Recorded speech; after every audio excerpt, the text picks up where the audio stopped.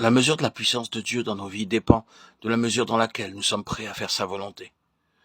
Si dans votre vie, vous voulez voir la puissance de Dieu se manifester de toutes sortes de manières et en tout domaine, alors faites la volonté de Dieu. Ce n'est pas en voyant des miracles ou en ayant des visions et des songes que nous pourrons croître spirituellement et voir la puissance de Dieu se manifester. Ce n'est qu'en entendant sa voix et en faisant sa volonté jour après jour. Vous entendrez une voix derrière vous qui dira « Voici le chemin, marchez-y ». C'est ainsi que la puissance de Dieu se manifestera.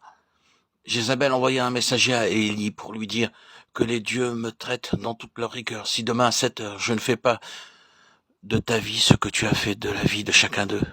Élie, voyant cela, se leva et s'en alla pour sauver sa vie. Il arriva à Beersheba, qui appartient à Juda, et il y laissa son serviteur. Pour lui, il alla dans le désert où, après une journée de marche, il s'assit sous un genêt et demanda la mort en disant « C'est assez. Maintenant, Éternel, prends mon âme, car je ne suis pas meilleur que mes pères. » Il se coucha et s'endormit sous un genêt. Et voici, un ange le toucha et lui dit « Lève-toi, mange. » Il regarda, et il y avait à son chevet un gâteau cuit sur des pierres chauffées et une cruche d'eau. Il mangea et but, puis se recoucha. L'ange de l'Éternel vint une seconde fois, le toucha et dit « Lève-toi, mange, car le chemin est trop long pour toi. » Il se leva, mangea et but. Et avec la force que lui donna cette nourriture, il marcha 40 jours et 40 nuits jusqu'à la montagne de Dieu, à Horeb. Et là, il entra dans la caverne. Il y passa la nuit. Et voici, la parole de l'Éternel lui fut adressée en ces mots. « Que fais-tu ici, Élie ?»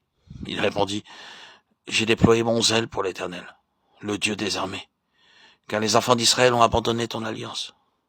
Ils ont renversé tes autels, et ils ont tué par l'épée tes prophètes. Je suis resté, moi seul, et ils cherchent à m'ôter la vie. L'Éternel dit, sors et tiens-toi dans la montagne devant l'Éternel. Et voici, l'Éternel passa.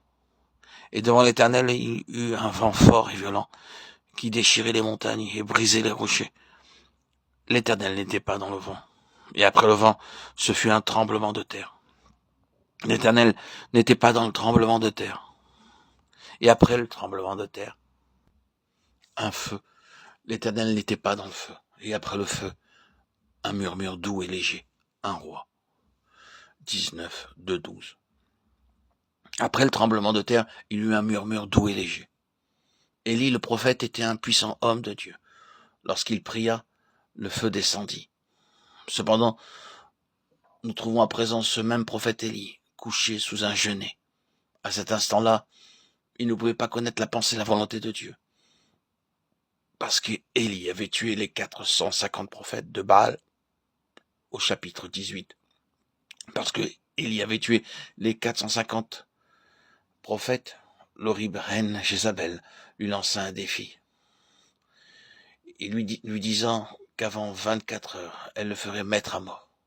Sans doute qu'Élie avait pensé, de même que j'ai prié que Dieu a fait descendre le feu. Il devrait de la même façon faire tomber le feu sur Jézabel pour la punir, car elle est si méchante. Pourtant, aucun feu ne descendit. Dieu ne travaille jamais d'une manière identique, comme nous l'imaginons, car ses pensées ne sont pas nos pensées.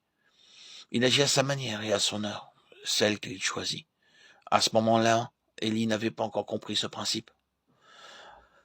Voyant qu'aucun feu ne tombait du ciel sur Jézabel, Élie fut découragé, et il vint se coucher sous un genêt. Il voulut alors se débarrasser de sa vie, disant à Dieu, « Je ne veux plus être prophète.